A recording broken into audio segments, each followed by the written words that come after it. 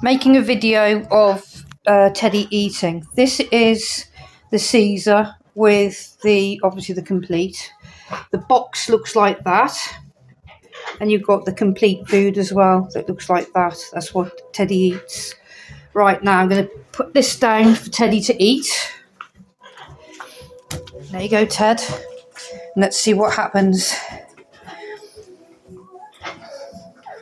In order to understand his condition, you have to watch him. He's not used to me being in the room, so that could be a problem to him. But he spends ages eating his food. It takes little bits at a time, and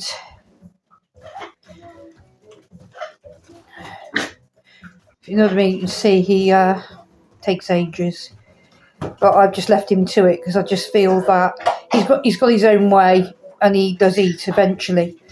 And if he didn't eat properly, then he wouldn't be as healthy as he is. But usually I just leave him to it, and he chews a bit.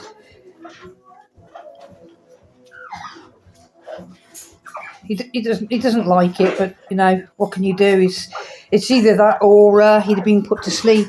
I mean, when I originally took him to the vets in Bristol, he was only £1 6 ounces, something like that. So he was very tiny when I took him. And they literally said it wouldn't be any good. He'd have to have feeding tubes in his stomach and everything. And he does struggle to eat his food, but he gets there in the end. But it has to be someone that understands just what his issue is. That is better than he was, because he used to actually gulp it down. Then he used to be very sick. But unfortunately, he goes back and he used to eat it up. But it's gross, but he did. Stop it, Zoe, get away from that gate. It's because the other dogs are there and normally they're not. I better shut the door actually, because he doesn't like the dogs being near the gate. It's not so much the girls as the boys, because what it is his mum's in season. Well, his mum's actually here. She's in the crate at the moment because I have to.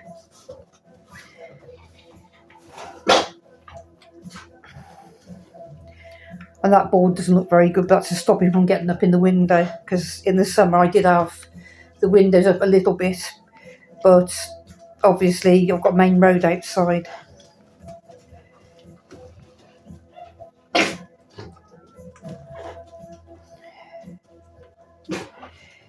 He's always, when he was in the pen, he used to be sick up the corner and do that and then come back, eat his dinner. But he does have his way, and some people aren't going to like that.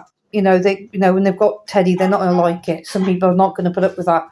But my advice would be to put him in the kitchen till he's finished his dinner. See what I mean? He'll actually be good to take and eat it. It's gross, but he does. And that's Teddy. That's how he survived, and that's the way he does things. But obviously the food is very soft, and he has exactly the same as his mum. You have to soak it. I mean, make sure it's well soaked so you can squeeze the kibble between your fingers. So there's no hard lumps in. He'd never be able to have, I wouldn't have thought, I've never risked it, a bone or anything that's hard that he could choke on. He would never be able to have, because he could easily choke and die. So that's I've never risked it.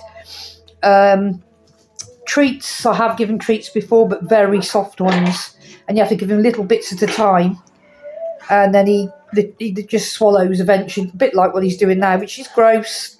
This is why I've had him, and I will have him until whoever wants him understands the situation with him, because he can't help it. He's been born with it. And they gave me the option of having an operation, which would have cost a lot of money, but I'd have had it done. But they said to me they couldn't guarantee the outcome. It could be worse, or he could even die on the operating table, because the complication you've got is, how do you put a dog out?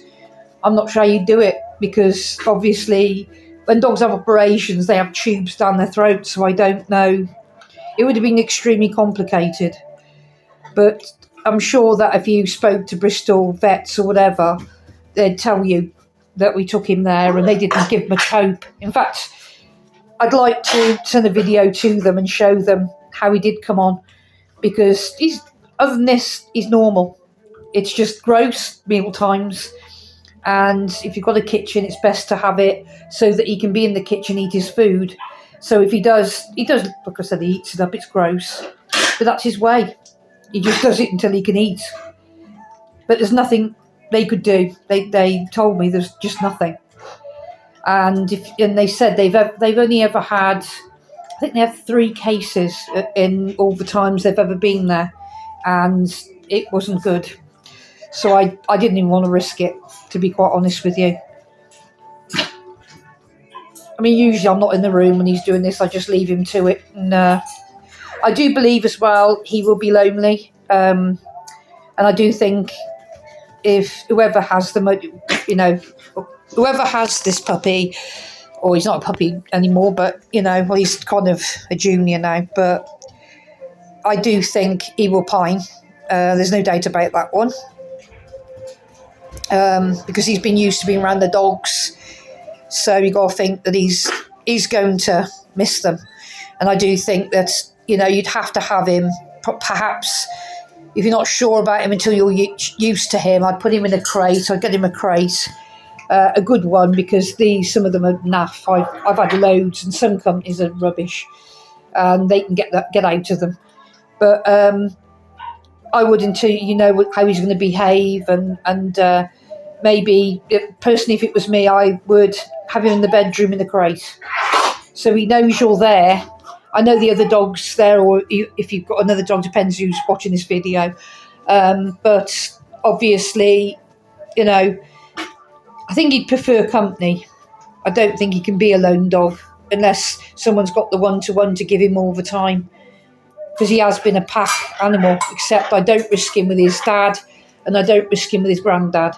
Because though I've never seen, anything, I've never seen them attack him as such. But I think about 2 weeks ago, his dad was showing signs that he could if he wanted to. And obviously, as soon as I called and said, no, you don't, he didn't. Because my dogs are pretty good like that. But I just think that you've got to be aware that he's going to miss them. I've let him run with the girls and everything. And he's always been with his mum. Since he's been a puppy, he's never been away from his mum. He's always been in here with his mum. And obviously, with having so many dogs, I've got to have, I can't just have, because I literally sleep with my dogs. I can't have all of them with me. And so these, obviously, they take turns to go outside. Obviously, you have to let them out regularly. I just take turns with all of them. They have their different times at the moment, because I have got a large, expansive garden, massive garden, but at the moment I'm not keen on them going on it because they ruin it, and the moles are out and they're going to go down the holes. So they have got a big expanse of, I've got like a dog run, like a dog yard in the middle, where they can always about 40 foot by 30 foot. So I just alternate them now so they can be outside and do their thing, do their business.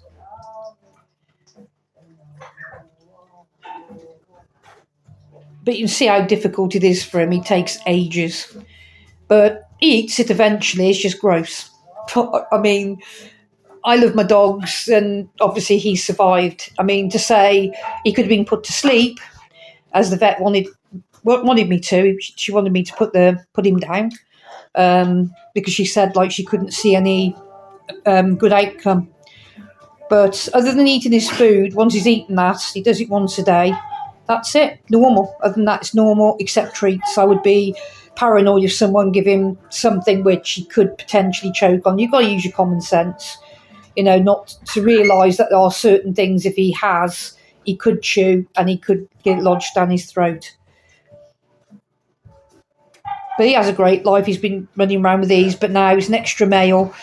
It's awkward now because his mum's in season, so I can't have them together. So she's spending most of her time in the crate. I alternate them, but I don't think I need another male. But I kept him as long as I knew, his outcome, to see how he would, I just wanted to see his future and what I was up against, really. And if I did home him, I just wanted to know that if someone had him, that they'd know his condition. It isn't great. Like I say, it's gross more than anything. His eating sort of thing. But if you've got a kitchen, I mean, you won't have no food left on the floor because he's usually eating it.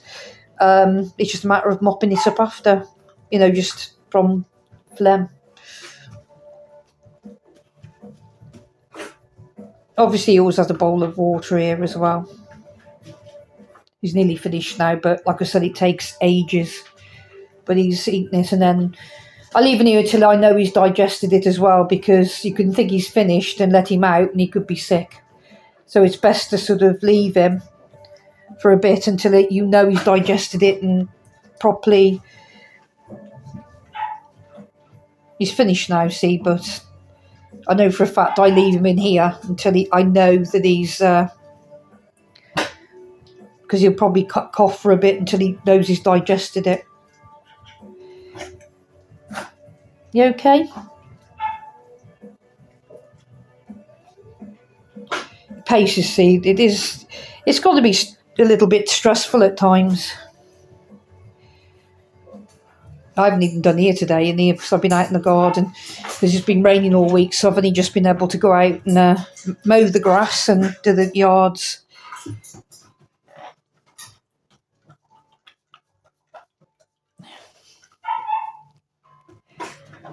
Other than that, like I said, it's you've seen what the way he is. He's usually fine. After that, it's just him waiting till he's digested it, because he wants to go out now, see, but I won't let him out because I know he needs to settle before going back out. So I'd leave him at least half an hour to make sure he digests his food. Feed him in the kitchen so you don't mind the mess, and just make sure that he's got about half an hour before he settles. He wants to go out now, but I don't let him out. Right, okay, I'll send this video anyway, and just so you can see.